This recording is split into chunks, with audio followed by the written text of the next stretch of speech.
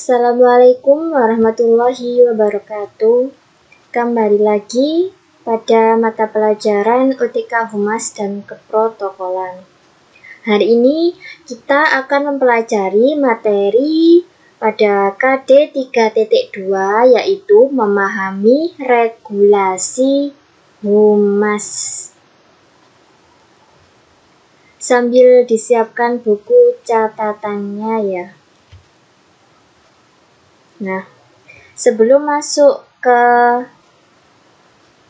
regulasi humas, kita harus tahu bahwa humas itu merupakan bagian yang terpenting di dalam suatu perusahaan. Karena melalui humas, perusahaan dapat memberikan suatu informasi resmi atau melakukan klarifikasi apabila terjadi sesuatu.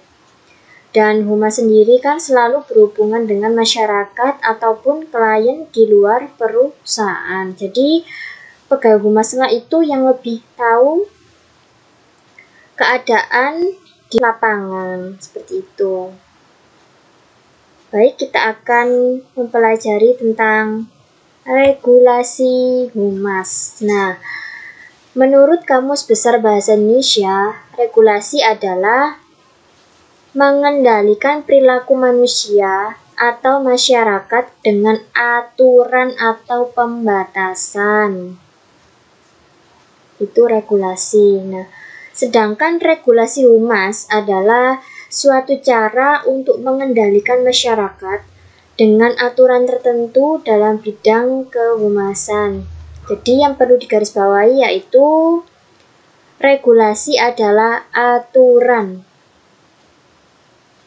Lanjut. Kemudian ini adalah macam-macam dari regulasi humas. Yang pertama, menurut Undang-Undang Nomor 14 Tahun 2008 tentang Keterbukaan Informasi Publik. Yang kedua, Peraturan Menteri Dalam Negeri atau Permendagri Nomor 3 Tahun 2017 tentang Pedoman Pengelolaan Pelayanan Informasi dan Dokumentasi Kementerian Dalam Negeri dan Pemerintah Daerah. Yang ketiga, Peraturan Menteri Pendayaan Aparatur Negara Nomor 30 Tahun 2011 tentang Tata Kelola Kehumasan Instansi Pemerintah. 4. Peraturan Menteri Pendayaan Aparatur Negara Nomor 31 Tahun 2011 tentang Pedoman Umum Infrastruktur Humas Pemerintah. Yang kelima, ada Peraturan Menteri Ristek Dikti Nomor 75 Tahun 2016 tentang Layanan Informasi Publik dan lain-lain. Untuk selebihnya, kalian bisa mempelajari dan mencari tahu dari internet. Nah, selanjutnya dampak regulasi humas. Sebuah peraturan yang telah ditetapkan oleh bagian dari kehumasan pastilah memiliki dampak, yaitu dampak positif dan negatif. Nah, dampak positifnya seperti apa? Yang pertama, sikap profesionalisme akan semakin dijunjung tinggi oleh kehumasan, karena kan ada peraturan. Otomatis, humas yang profesional pasti mematuhi aturan dan selalu bersikap disiplin. Yang kedua, seorang humas akan bisa menjadi penyambung antara perusahaan dengan masyarakat umum, dan begitu juga sebaliknya. Yang ketiga, informasi yang diberikan humas akan terjamin kebenarannya. Karena apa? Karena humas kan selalu selain berada di kantor, dia juga berada di lapangan, berhubungan dengan masyarakat maupun klien. Jadi, humas ketika menyampaikan informasi selalu berdasarkan dari fakta atau kondisi real di masyarakat. Dampak negatifnya yang pertama, informasi yang diberikan bisa disisipi dengan kepentingan perusahaan atau suatu organisasi. Yang kedua, Proses penyampaian informasi bisa disampaikan dengan cara yang lebih rumit, karena pada regulasi atau aturan biasanya terdapat suatu aturan yang mengatur penyampaian informasi. Jadi biasanya tidak semua informasi itu bisa disampaikan oleh humas, karena ada beberapa hal yang harus dijaga oleh seorang pegawai humas. Jika pegawai humas menyalahi suatu aturan, pasti akan terkena pasal itu. Jadi pegawai humas harus berhati-hati ketika pegawai itu bekerja atau menjalankan sebuah pekerjaannya.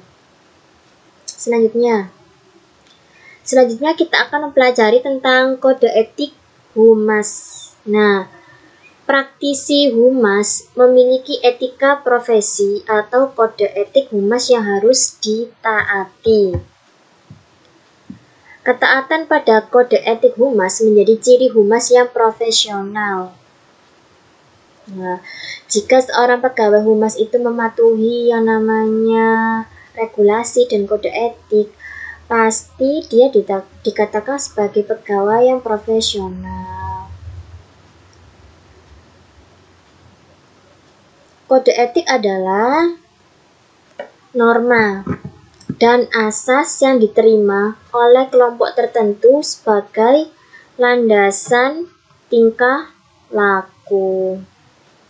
Selanjutnya kita akan mempelajari tentang macam-macam kode etik humas. Yang pertama ada Code of Conduct, yaitu etika perilaku sehari-hari terhadap integritas pribadi, klien dan majikan, media dan umum, serta perilaku terhadap rekan seprofesi.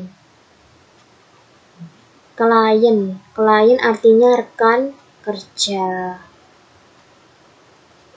Media ini bisa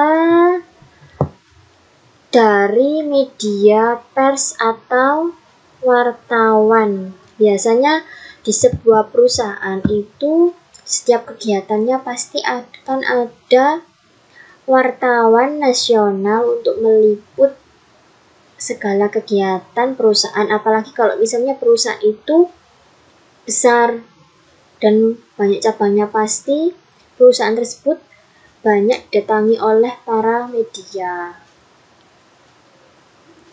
Yang kedua ada Code of Profession, artinya etika dalam melaksanakan tugas atau profesi humas. Yang ketiga ada Code of Publication, yaitu etika dalam kegiatan proses dan teknis publikasi. Publikasi itu maksudnya penyebaran informasi melalui media biasanya. 4. Code of Enterprise, yang menyangkut aspek peraturan pemerintah seperti hukum perizinan dan usaha, hak cipta, merek, dan lain-lain. Jadi di sebuah perusahaan, ketika ada perusahaan yang berdiri itu, sebelum perusahaan itu berdiri, pastilah perusahaan tersebut itu sudah memiliki hukum perizinan, baik perizinan bangunan serta perusahaannya yang terdaftar. Nah, kalau sudah terdaftar berarti perusahaan tersebut legal atau memiliki kekuatan hukum.